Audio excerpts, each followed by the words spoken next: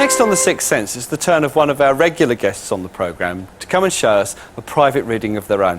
So, ladies and gentlemen, would you please welcome Mr. Tony Stockwell.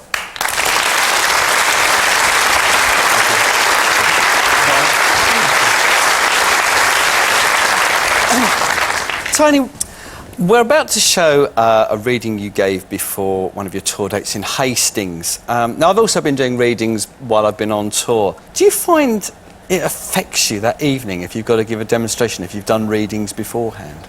It does, actually. I think there's only so much psychic power that you're given in any one day. Working on that particular day was fine because the recipient, the lady I was working with, she was really light and easy to work with, and she really wanted me to give her a good reading. So she was actually quite a blessing. Your guest in Hastings was a remarkably and incredibly brave lady called Margaret. Shall we take a look and see what happened? Please. I'm Margaret Kensett. I come from Portslade, which is in Brighton, East Sussex. I'm going for a one-to-one reading with Tony Stockwell today.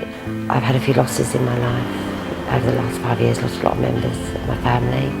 I have felt them always close to me.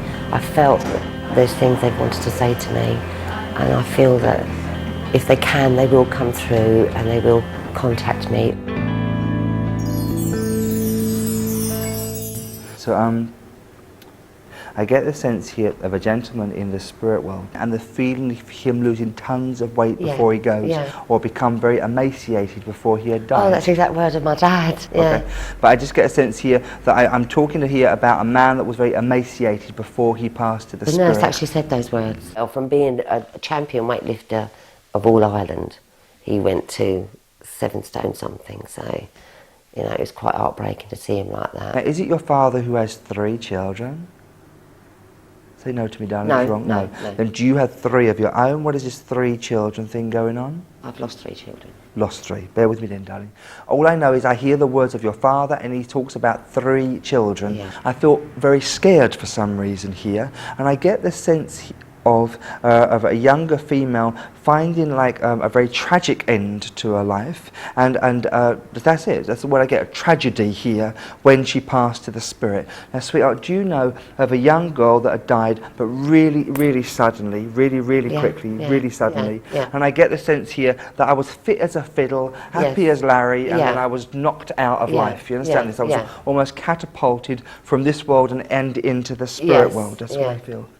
Would you know that whether in fact there was any knock in her head when she had passed? And would you know whether this mark on the head would have appeared more on the right side than it would on the left side, and more on the forehead? This side, it is. Yes, yeah. It wasn't shown on the face, it was all here. She says talk of the car and talk of the car accident. That's what I get. When Tony mentioned the injury to the head of the young girl, I knew then that it was my Margaret, because she'd been killed in a car crash. And that was the main source of her death. That was the injury.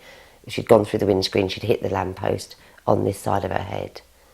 Do you also know here of another younger lady here that would have gone with some kind of blood illness when she passed? Say no if you don't. That's my older daughter, Lena. Okay. At the same time. Okay. I've got to tell you that because you're so near. All right, darling. If you don't mind me saying that. No, I don't mind, darling. Yeah. Then I need to look and embrace here another female. I do feel it's the blood that was very much affected, or the blood is wrong with her before she went into the spirit world. I knew then that he was talking about Lena, who was Margaret's sister. Margaret and Lena had both died in the same car crash. Margaret had the injury to her head, and Lena's main aorta had burst. And so that's where he connected with the blood disorder on my Lena and my Margaret with the head injury.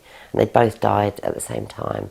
Lena was 25, Margaret was 20. But these 2 girls that I have are as different as chalk and cheese. That's what I get. And I get the sense that the older girl is far more either sensible or far more, I'm going to call her mumsy, but I feel that she was far more sensible or conservative. She was like their mum. She was like her mum. Perfect. Yeah. And I feel the younger of the 2 is far more flighty or fun-loving or party-going, without a doubt. What amazed me was when he said Lena was mumsy, because Lena was mumsy to her 2 younger sisters. She was like their mum.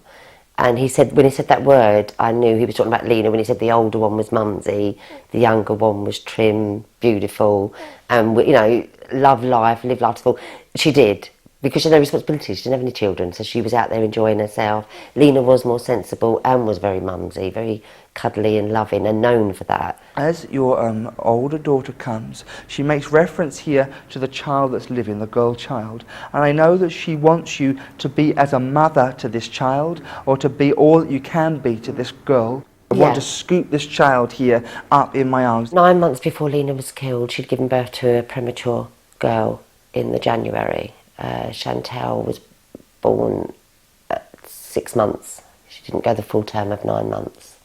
So she was very weak, and when Tony said like she wants to put her arms around the baby and cuddle her, Lena would have felt there was a job still undone regarding the baby, and the message to me was mum, be mum to her, which I have and have been. Your oldest girl was going through a period of depression before she passed, and feeling terribly, terribly emotionally down at that point.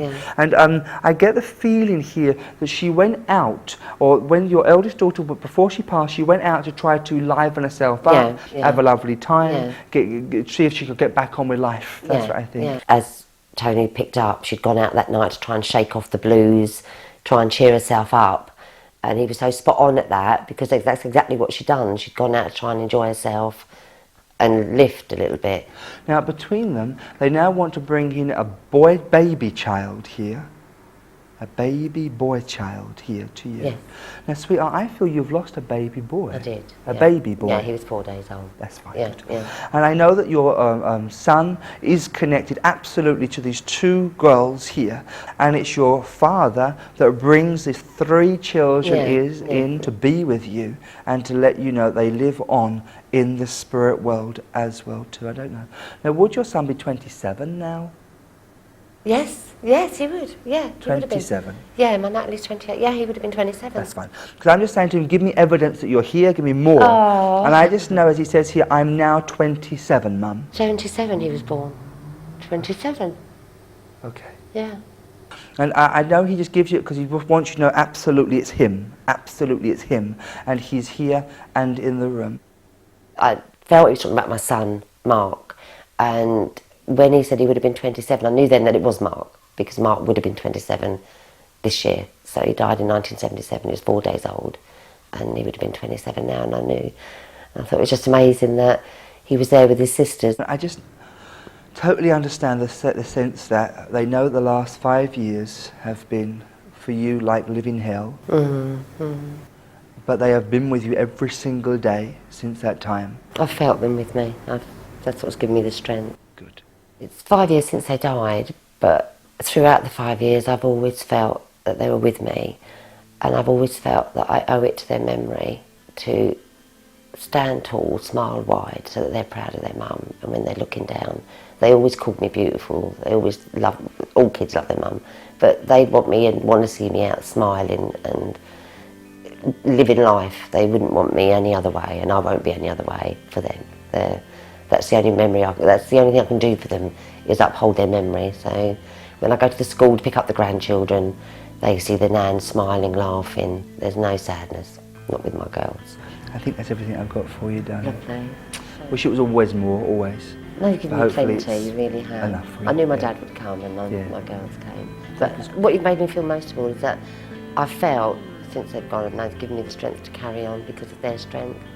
And I feel even more stronger today that even though they've come and they've been near me, which I'd never thought I'd be lucky enough, I still feel strong that they're happy wherever they are. Absolutely. Yeah. Thank you ever so much. Good. No problem at all. Bless you, darling. Cheers. Thank you.